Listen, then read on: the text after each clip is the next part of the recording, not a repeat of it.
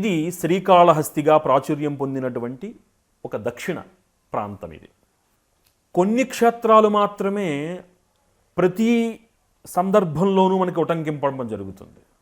అలాంటి వాటిల్లో ముఖ్యమైనటువంటి మహత్తర శక్తి క్షేత్రము శ్రీకాళహస్తి క్షేత్రము. మనకి పంచభూత లింగాలు మనకు తెలిసినవే కదా.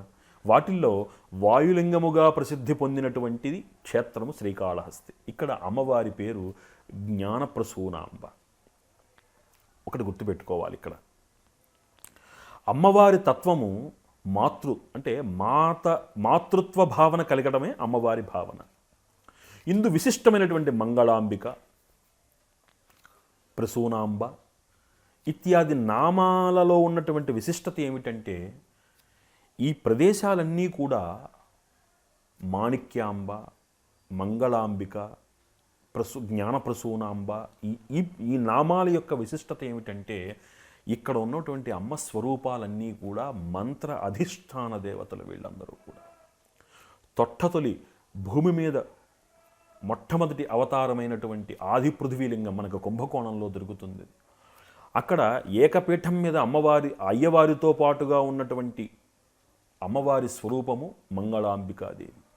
అట్లా ఏకపీఠయై వసించినటువంటి మహత్తర క్షేత్రము కాళహస్తి. ఇవన్నీ కూడా మళ్ళీ పల్లికొండేశ్వర స్వామి వారి ఆలయంలో అమ్మవారు, అక్కడ మాణిక్యాంబాదేవిగా, ఇట్లా విశిష్టమైనటువంటి స్వరూపాలలో అమ్మవారు మంత్ర అధిష్టాన దేవతగా మన చేత ఆరాధింపబడుతున్నారు.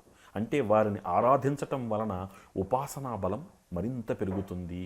వారందరూ ఉపాస్య దేవతలు వాళ్ళందరూ కూడా. కాబట్టి అలాంటి విశిష్టమైనటువంటి దేవతా స్వరూపము ఇక్కడ వాయులింగముగా మనకి ప్రసిద్ధి చెందింది. ఈ క్షేత్రముని దక్షిణ కాశీగా, భాస్కర క్షేత్రముగా, అఖండ బిల్వవనమని ఇలా మహత్తరమైనటువంటి పేర్లతోటి ఈ క్షేత్రాన్ని పిలుస్తారు. ఇక్కడ ఈ వాయులింగాన్ని ఒకనాడు కొంతమంది పూర్వజన్మ సుకృతాన, కొంతమంది పూర్వజన్మలో చేసినటువంటి పాపవశాన ఈ జన్మలో అంటే ఒక జన్మలో ఒక సాలిపురుగు, ఒక కాళము అంటే ఒక సర్పము, అది కృష్ణ సర్పము, ఒక ఏనుగు అంటే హస్తి, ఈ మూడు కలిసి సేవించి అక్కడ ఈశ్వర సన్నిధానంలో తమ యొక్క ప్రాణాలను విడిచిపెట్టడం మూలాన, అక్కడ అవి సాయుధ్యాన్ని పొందడం మూలాన ఈ క్షేత్రానికి శ్రీకాళహస్తి అనేటువంటి పేరు వచ్చింది. తదనంతర కాలంలో ఆదిశంకర భగవత్పాదులు వారు ఈ క్షేత్రం నుంచి వెళుతూ ఇక్కడ ఉన్నటువంటి మహత్తును వారు గుర్తించారు. ఇక్కడ శ్రీచక్ర ప్రతిష్టాపన చేయడం జరిగింది.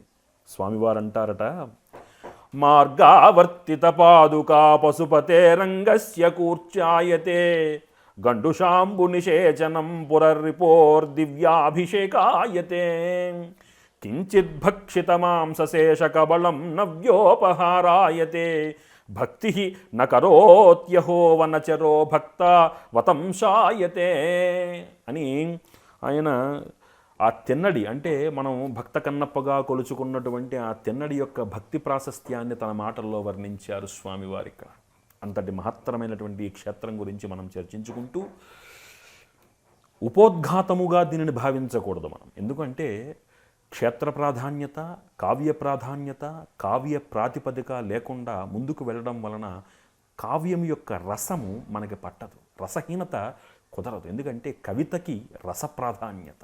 రసోవై యజ్ఞ, రసోవై విష్ణు అంటే ఏ వస్తు ప్రాధాన్యత ఏదైతే ఉందో అదే ఆ వస్తువుకి మూలమైనటువంటి దైవం అవుతుంది. కాబట్టి ఆ రస ప్రాధాన్యతతోటి మనం దాన్ని అర్థం చేసుకునే ప్రయత్నం చేస్తూ ముందుకు వెళదాం మనం.